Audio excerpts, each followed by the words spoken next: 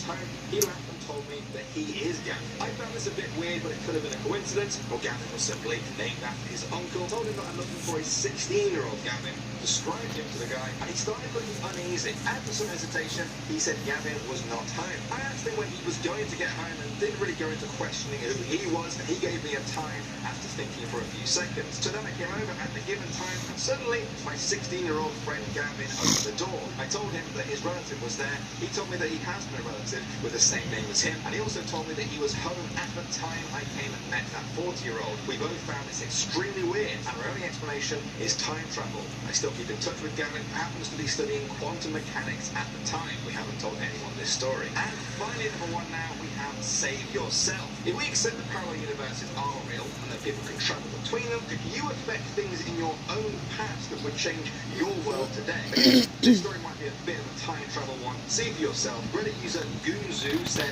I once had a weird dream when I was driving home and listening to some oldies. It was raining a bit and the wind was quite heavy. After a while, I saw a heavily damaged car on the left side of the road. The driver must have hit a tree. I stopped my car, called the ambulance, and to look for the driver. It was a woman in her mid-20s with short, curly blonde hair. She was unconscious, but there was some blood. She wasn't breathing, so I dragged her out of the car to give her first aid. After a while, I heard the sirens of the ambulance. I quickly looked in the direction of where the ambulance was coming, and then back to the woman. She suddenly had her eyes wide open and a look of total terror in her face. The dream then ended there. Some weeks ago, we celebrated my 25th birthday. I got some awesome presents, but one was very special. My uncle made a photo collage of my family. He found them in an old box. As he mentioned, I already had some shots, so I decided to put it in the corner of my room with the other presents. When I was about to leave the room, the collage fell over, so I turned back to arrange it properly. While doing it, I glanced over the photos. I've never seen old pictures of my parents before, so I was quite curious. After all,